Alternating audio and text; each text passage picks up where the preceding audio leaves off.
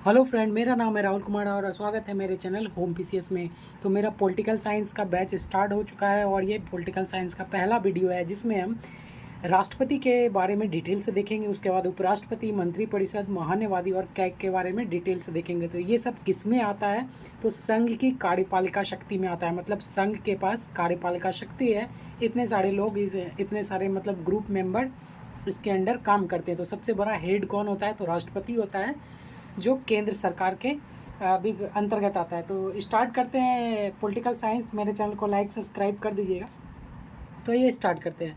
संघ की कार्यपालिका शक्ति के बारे में पढ़ेंगे, जो केंद्र सरकार के अंतर्गत आता है। केंद्र सरकार किस तरीके से काम करता है उसके बारे में जानेंगे। तो केंद्र सरकार में सबसे जो हेड होता है वो होता है राष्ट्रपति। राष्ट्रपति अनुच्छेद 52 में आता है। उसके बाद हम अगला टॉपिक में देखेंगे उपराष्ट्रपति, जो अनुच्छेद 63 में दिखाया गया है। मंत्रिपरिषद अनुच्छेद 74 में, और इसी के अंदर प्रधानमंत्री आएगा। ठीक है।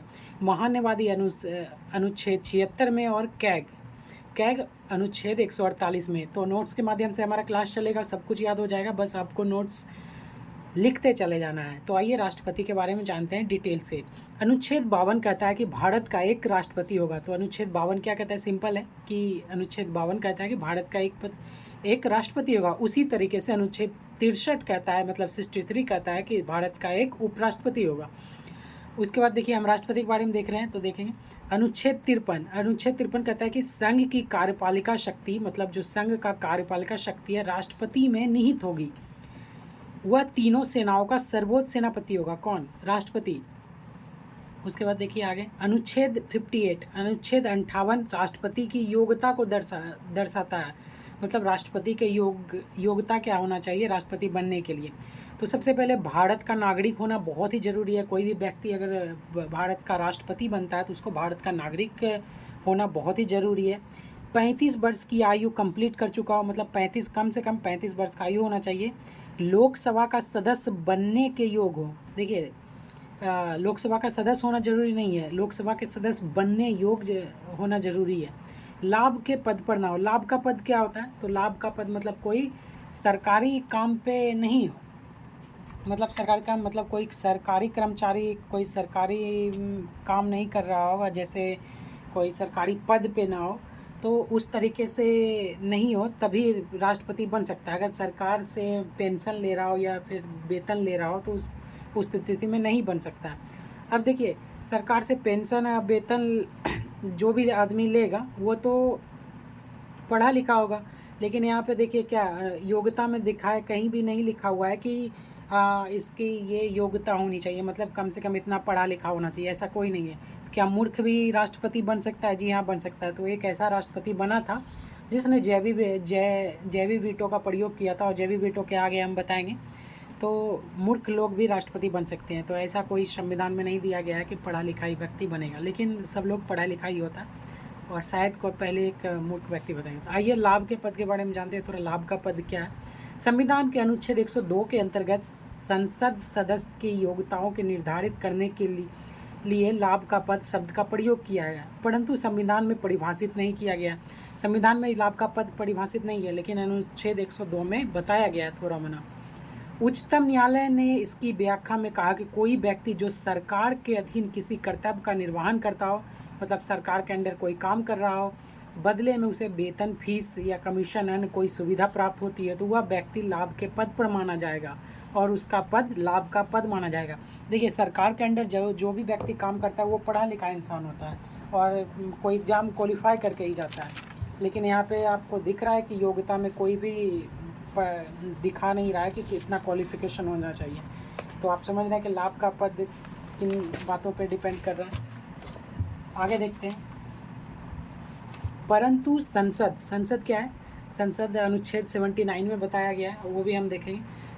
परंतु संसद विधि बनाकर ऐसे किसी भी पद को लाभ के पद के दायरे से बाहर कर सकती है। अगर संसद चाहे तो विधि मतलब कानून बना के इस तरीके का कानून को बाहर कर सकता है। ठीक है। राष्ट्रपति का निर्वाचन देखते हैं। तो निर्वाचन कैसे होता है, मतलब वोटिंग कैसे होता है कि हम लोग जाते हैं वोट करने। राष्ट्रपति का जब वोट होता है तो कोई घर से जाता है वोटिंग करने, नहीं जाता है। तो कैसे होता है वोटिंग? तो आइए जानते हैं। निर्वाचन अनुच्छेद 54 में बताया गया राष्ट्रपति का निर्वाचन के बारे में। संसद के दोनों सदनों को निर्वाचित सदस्यों द्वारा, तो ये राज्यसभा में 12 लोग को राष्ट्रपति मनोनीत करता है, लोकसभा में 2 लोग को मनोनीत करता है। टोटल संसद में 14 लोगों को मनोनीत करता है कौन? राष्ट्रपति। और राज्यसभा में करता है 12, लोकसभा में 2, टोटल 14 लोगों को। ठीक है। राज्य के विधानसभा के निर्वाचित सदस्यों द्वारा, जिसमें दिल्ली पांडेचेरी भी शामिल है। देखिए, राज्यसभा में राज्य के विधानसभा के निर्वाचित सदस्य, मतलब विधानसभा के जो भी सदस्य रहता है वही वोटिंग कर सकता है और मनोनीत करता है। राज्यसभा और लोकसभा में राष्ट्रपति वो भी वोटिंग करता है। ठीक है ना। तो दिल्ली में विधानसभा है, दिल्ली एक केंद्र शासित प्रदेश है, तो दिल्ली में विधानसभा है, तभी तो अरविंद केजरीवाल वहाँ का CM है, अरविंद केजरीवाल। ठीक है ना। दिल्ली और पांडिचेरी भी शामिल है। 29 राज्य और 2 केंद्र शासित प्रदेश, टोटल 31। ठीक है। अनुपातिक प्रतिनिधित्व की एकल संक्रमणीय मत प्रणाली द्वारा अप्रत्यक्ष विधि से वोट होता है। एकल संक्रमणीय मत प्रणाली क्या है? मतलब एक व्यक्ति एक ही बार वोट दे सकता है, दूसरा बार नहीं दे सकता है, EVM मशीन द्वारा। अनुपातिक प्रतिनिधित्व अप्रत्यक्ष विधि से भी देता है। राष्ट्रपति के कार्यकाल के बारे में देखते हैं। कार्यकाल कितने? अनुच्छेद 56 में राष्ट्रपति के कार्यकाल के बारे में बताया गया है कि अनुच्छेद 56 कहता है कि राष्ट्रपति का कार्यकाल कितना होना चाहिए। जिस दिन से शपथ ग्रहण करेगा राष्ट्रपति, उस तारीख से 5 वर्ष तक राष्ट्रपति का कार्यकाल होगा। तो अभी प्रेजेंट में राष्ट्रपति कौन चल रहा है? तो हमारा द्रौपदी मुर्मू चल रहा है। कौन है? तो आदिवासी है, झारखंड के राज्यपाल भी रह चुके हैं। ठीक है। इससे पहले उपराष्ट्रपति को त्याग पत्र दे सकता है। कार्यकाल देखिए, शपथ ग्रहण के तारीख से 5 वर्ष तो रहेगा, लेकिन अगर उसका मन हो गया कि हमको अब नहीं रहना है, त्याग पत्र देना है, तो किसको देगा? तो उपराष्ट्रपति को देगा। उपराष्ट्रपति उपस्थित नहीं रहेगा, तो अगर उपराष्ट्रपति उपस्थित नहीं रहता है तो त्याग पत्र किसको देगा? सर्वोच्च न्यायालय के मुख्य न्यायाधीश को दे सकता है, या सुप्रीम कोर्ट के उच्च न्यायाधीश को त्याग पत्र दे सकता है। ठीक है। इसमें देखिए, संविधान के उल्लंघन पर महाभियोग द्वारा हटाया जा सकता है राष्ट्रपति को। महाभियोग अनुच्छेद 61 में बताया गया है कि महाभियोग द्वारा, अनुच्छेद 61 के द्वारा राष्ट्रपति को महाभियोग लगा के हटाया जा सकता है। कैसे हटाएगा? तो महाभियोग के बारे में हम डिटेल से जानेंगे। राष्ट्रपति का जो वेतन है पहले 1.5 लाख हुआ करता था, आज से 10-15 साल पहले, लेकिन अभी वर्तमान में 5 लाख है पर मंथ। निर्विरोध राष्ट्रपति चुने गए थे, एक मात्र ऐसे व्यक्ति है जो निर्विरोध चुने गए, नीलम संजीव रेड्डी। इसके विरुद्ध खड़ा ही कोई नहीं हुआ है, अकेले खड़ा हुआ और जीत भी गया। ठीक है ना। अनुच्छेद 57 कहता है कि पुनः निर्वाचन, अगर किसी राष्ट्रपति की मृत्यु हो जाती है या त्याग पत्र दे देता है तो राष्ट्रपति के स्थान पे कौन काम करेगा? तो आइए देखते हैं। राष्ट्रपति अपना त्याग पत्र देता है या उसकी मृत्यु हो जाती है तो 6 माह के अंदर, मतलब 6 महीने के अंदर निर्वाचन आयोग को पुनः निर्वाचन चुनाव कराना है किसी भी शर्त पे। 6 महीना के अंदर दूसरा राष्ट्रपति को बैठाना है। तो राष्ट्रपति के कार्यपालिका शक्ति देखते हैं कि राष्ट्रपति किस तरीके से कार्य करता है। तो सबसे पहला विधायी कार्य होता है, प्रशासनिक कार्य होता है, न्यायिक कार्य होता है। तीनों को बारी बारी देखेंगे। सबसे पहले विधायी कार्य के बारे में देखते हैं। तो विधायी कार्य जो होता है, राष्ट्रपति संसद का अंग होता है। राष्ट्रपति देखिए, मैन व्यक्ति राष्ट्रपति है संसद में, राष्ट्रपति से ही संसद चल रहा है। ठीक है ना। लोकसभा, राज्यसभा और राष्ट्रपति मैन। ठीक है। बिना उसके हस्ताक्षर के कोई भी विधेयक, बिल, कानून नहीं बन सकता है। सबसे पहले बिल आता है, कोई भी कानून बनने के लिए संसद में आता है तो उसको बिल बोला जाता है, और राष्ट्रपति के सिग्नेचर के बाद ही वो कानून बन पाता है। तो किस तरीके से बनता है ये देखते हैं। राष्ट्रपति संसद के प्रत्येक सत्र को आहूत सत्रावसान कर सकता है। देखिए, सत्र जो भी चल रहा हो, मतलब जो भी अंदर संसद के अंदर राज्यसभा या फिर राज्यसभा, लोकसभा या राज्यसभा में जो भी चल रहा हो तो उसको सत्र आहूत कर सकता है। ठीक है ना। राष्ट्रपति के पास वीटो पावर होती है। वीटो पावर को हिंदी में निषेधाधिकार शक्तियाँ बोलते हैं। तो राष्ट्रपति की निषेधाधिकार शक्तियाँ के बारे में जानते हैं। ये 3 तरह के होते हैं: संपूर्ण अत्यंतिक निषेधाधिकार, निलंबनकारी निषेधाधिकार, जैवी निषेधाधिकार। ठीक है ना। तो ये 3 प्रकार के होती है। निषेधाधिकार के मतलब क्या होता है? ऐसा अधिकार जो मना करने वाला हो। ठीक है ना। ऐसा पावर है कि देखिए क्या है। तो संपूर्ण निषेधाधिकार के बारे में जानते हैं। जो पहला है संपूर्ण निषेधाधिकार, जिसको अत्यंतिक निषेधाधिकार भी बोलते हैं। संसद अगर कोई भी विधेयक पारित करता है, बिल पारित करता है, और विधेयक पारित होने के बाद आता है किसके पास? तो राष्ट्रपति के पास आता है, और राष्ट्रपति क्या करता है, सिग्नेचर कर देता है। तो अभी कौन है, द्रौपदी मुर्मू ने सिग्नेचर कर दिया, सिग्नेचर कर दिया, ठीक है, तो वो कानून बन जाएगा। अगर हस्ताक्षर करने से मना कर दे तो कानून नहीं बन सकता, ठीक है ना।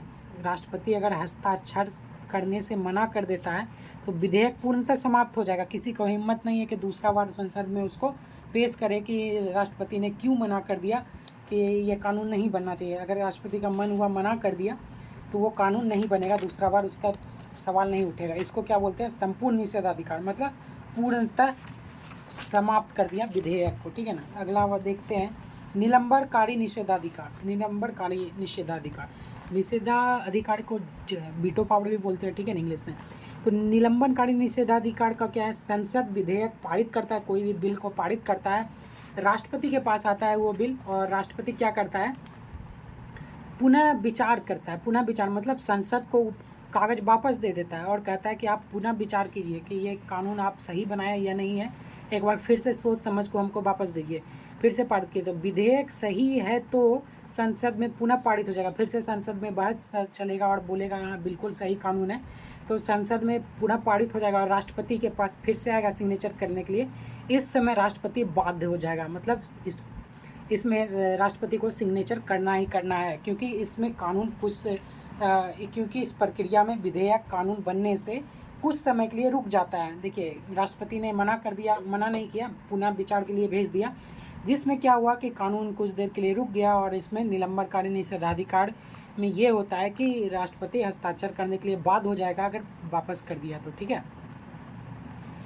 एक होता है जेबी निषेधाधिकार, जेबी निषेधाधिकार, तीसरा नंबर। देखिए तीसरा नंबर जेबी निषेधाधिकार है, ठीक है ना। इसको संसद में क्या होता है, संसद विधेयक पारित करता है, मतलब कोई भी बिल पारित करता है, राज्यसभा लोकसभा दोनों, और राष्ट्रपति के पास भेजता है कि राष्ट्रपति साहिबा आप सिग्नेचर कीजिए तभी कानून बनेगा। राष्ट्रपति क्या करता है, ना पुनः विचार के लिए संसद को वापस देता है, ठीक है, और ना ही हस्ताक्षर करता है, ना ही संसद को वापस दिया और ना ही हस्ताक्षर किया। राष्ट्रपति अनिश्चित काल के लिए अपने पास सुरक्षित रख लिया, मतलब अपने पॉकेट में रख लिया, और किसी को पावर नहीं है कि पूछेगा राष्ट्रपति से कि ये आप जो बिल गया था उस पर आप सिग्नेचर नहीं किए या फिर कहाँ है सिग्नेचर, वापस भी नहीं दिए, तो कोई नहीं, सिग्नेचर करे या जब मन होगा करेगा, नहीं मन होगा नहीं करेगा, अनिश्चित काल के लिए अपने पास रख लिया। इसको जेबी निषेधाधिकार बोलते हैं, जेबी वीटो, ठीक है ना, निषेधाधिकार को वीटो बोलते हैं, ठीक है। तो इसको जेबी वीटो बोलते हैं, जेबी निषेधाधिकार अनिश्चित काल के अपने पास रख लेता है। ऐसा एक ही व्यक्ति करता है। 1986 में तत्कालीन राष्ट्रपति ज्ञानी जैल सिंह डाक संशोधित विधेयक 1986 पर जेबी वीटो का प्रयोग करता है और अनिश्चित काल के लिए अपने पास रख लेता है। किस पे, तो डाक संशोधित विधेयक 1986 पे। और मैं बता दूं कि ज्ञानी जैल सिंह ही ऐसे व्यक्ति थे, ऐसे राष्ट्रपति थे जो मूर्ख थे, पढ़ा लिखा नहीं था। राष्ट्रपति के पास एक और शक्ति होती है अध्यादेश जारी करने का। अध्यादेश कैसे जारी करेगा, मतलब राष्ट्रपति खुद ही कानून बना सकता है, जी हाँ, उसके पास खुद ही पावर होता है कि राष्ट्रपति कानून बना सके। तो अनुच्छेद 123 में कहा गया, यदि संसद का कोई एक सदन दोनों सदन सत्र में ना हो, देखिए जब भी दोनों सदन के बीच गैप होगा तो 6 महीने का, मतलब कोई भी एक सदन छुट्टी ले सकता है तो मैक्सिमम 6 महीने का ले सकता है, और जब भी कानून बनेगा तो दोनों सदन से पास होना जरूरी होता है, ठीक है ना। तो इस स्थिति में टेम्प्रोरी कानून बना सकता है कौन, राष्ट्रपति। देखिए परमानेंट कानून नहीं बनाएगा, टेम्प्रोरी बनाएगा, और वो कानून लागू भी होगा। कितने दिन के लिए लागू होगा, तो 6 महीने के लिए लागू होगा। आइए जानते हैं। अगर कोई कानून तत्काल लागू करने की आवश्यकता हो तो कुल विषयों तक जहाँ तक संसद को कानून बनाने का अधिकार है, राष्ट्रपति एक अध्यादेश के माध्यम से कानून लागू कर सकता है। एक नोट जारी करेगा राष्ट्रपति और कानून को लागू कर देगा, ठीक है। अब देखिए क्या करें, अध्यादेश जारी किए जाने के पश्चात, अध्यादेश जैसे ही जारी होता है, कानून लागू हो जाता है, तो बैठक से 6 हफ्ता के भीतर संसद की सहमति प्राप्त करनी होगी। 6 हफ्ता मतलब 1.5 महीने, ठीक है। 1.5 महीने के अंदर संसद से क्या, 1.5 महीने के अंदर क्या होगा कि संसद से उस जो बिल पास किया है राष्ट्रपति, उस पर संसद का प्रस्ताव लेना जरूरी होगा कि आपने कानून सही बनाया या गलत बनाया है। अगर नहीं लेते हैं तो कानून समाप्त हो जाएगा, ठीक है ना। इमरजेंसी कानून उसको बोला जाता है, इमरजेंसी कानून लागू होता है। 2 सत्र के मध्य अधिकतम 6 माह का अंतराल हो सकता है, ठीक है ना। 6 महीना का अंतराल हो सकता है और 6 माह का अंतराल हो सकता है। तो अगर कोई भी देखिए कोई भी एक पार्ट मतलब राज्यसभा 6 महीने के लिए अनुपस्थित है, मतलब अब्सेंट है, ठीक है ना। और 6 महीने के लिए आप और 6 महीने जैसे ही 6, यहाँ पे थोड़ा प्रॉब्लम हो रहा है। जैसे 1 जनवरी से कोई एब्सेंट है, राज्यसभा एब्सेंट है, ठीक है ना। 1 जनवरी से 6 महीने कितना होता है, तो मई होता है, ठीक है ना। और राष्ट्रपति को 2-3 जनवरी को कानून बनाना है, ठीक है ना, इमरजेंसी, या 10 जनवरी को बनाना है। तो कानून तो बना देगा राष्ट्रपति, ठीक है। और जब भी राज्यसभा अब उपस्थित होगा तभी तो उससे सहमति लिया जाएगा। तो 6 महीना तो उधर एब्सेंट हुआ और राष्ट्रपति के कितना हफ्ता के अंदर लेना पड़ता है, तो 6 हफ्ता, तो 6 महीना और 6 हफ्ता टोटल कितने हो गया, 7.5 महीना, मतलब 6 माह 6 हफ्ता। इसलिए अध्यादेश की अधिकतम अवधि 6 माह 6 हफ्ता होता है, मतलब 7.5 माह आप कह सकते हैं। राष्ट्रपति के प्रशासनिक कार्य देखते हैं। प्रशासनिक कार्य अभी मैंने आपको पीछे दिखाया था कि 3 कार्य होते हैं, देखिए यहाँ पे कार्यपालिका शक्ति, विधायिक कार्य, प्रशासनिक कार्य, उसके बाद न्यायिक कार्य देखें। तो प्रशासनिक कार्य देखते हैं। संघ की समस्त कार्यपालिका कार्यवाही राष्ट्रपति के नाम पे होता है। जितने भी केंद्र में कार्य होते हैं सब राष्ट्रपति के नाम से की जाती है। समस्त अंतर्राष्ट्रीय समझौते एवं संधियां राष्ट्रपति के नाम से होती है। अनुच्छेद 356 के अंतर्गत किसी भी राज्य में आपातकाल राष्ट्रपति शासन लगाया जा सकता है। देखो आपातकाल जो होता है 3 तरह के होते हैं, 352, 356 और 360, ठीक है। 3 तरह के अनुच्छेद में आता है, तो उसके बारे में हम डिटेल से जानेंगे। तो 356 के अंतर्गत किसी भी राज्य में राष्ट्रपति शासन लगा सकता है राष्ट्रपति किसी दूसरे राज्य में, ठीक है ना, किसी भी राज्य में।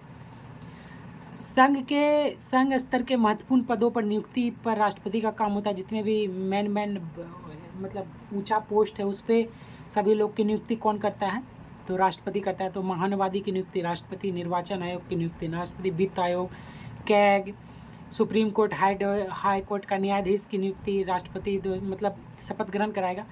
राष्ट्रीय स्तर के अन्य आयोग, ठीक है, महिला आयोग, SC/ST आयोग, ये सब, UPSC अध्यक्ष, तीनों सेनाओं के अध्यक्ष की नियुक्ति, विदेश में भारत का राजदूत हुआ उच्च आयुक्त की नियुक्ति, केंद्रीय विश्वविद्यालय के कुलपतियां, राज्य के राज्यपाल, प्रधानमंत्री ओवैस की मंत्रिपरिषद आदि की नियुक्ति भी कौन कराता है, तो राष्ट्रपति करवाता है। थोड़ा सा और है। अब देखते हैं न्यायिक शक्तियाँ मतलब मैंने अभी 3 पार्ट दिखाया ना यहाँ पे, प्रशासनिक कार्य और न्यायिक कार्य। तो न्यायिक कार्य क्या क्या हो सकता है राष्ट्रपति के पास, तो न्यायिक शक्तियाँ सबसे पावरफुल पावर किसके पास होता है, और राष्ट्रपति के पास होता है। तो राष्ट्रपति अनुच्छेद 72 के अंतर्गत क्षमादान की शक्ति होता है, मतलब किसी को फांसी दे दिया तो राष्ट्रपति के एक ऑर्डर पे उसको क्षमादान मिल सकता है, जी हाँ मिल सकता है। तो उसके पास क्षमादान की शक्ति होती है, ठीक है। तो अभी निर्भया कांड जो हुआ था 2012 में और उसके 4 दोषियों को फांसी करार दिया गया था, तो उस राष्ट्रपति पास गए थे जो नाबालिग थे क्षमादान मांगने के लिए, लेकिन उसको नहीं मिला था। तो आइए देखते हैं किस प्रकार की क्षमादान शक्ति है राष्ट्रपति के पास। तो राष्ट्रपति किसी भी दंड को क्षमा, परिहार, लघुकरण, निलंबित कर सकता है। 4 तरह के क्षमादान है, क्षमा, परिहार, लघुकरण, निलंबित। क्षमा मतलब पूर्णतः माफ़ हो गया, परिहार मतलब जो दंड मिला उसको घटा बढ़ा सकता है। जैसे फांसी है तो उम्र कैद कर दिया, ठीक है ना, या उम्र कैद है तो 7 साल का जेल कर दिया या 14 साल का जेल कर दिया, या 7 साल का जेल है तो 3 साल कर दिया। परिहार में क्षमा मतलब पूर्णतः माफ हो गया। लघुकरण मतलब समय को कम कर देना, ठीक है।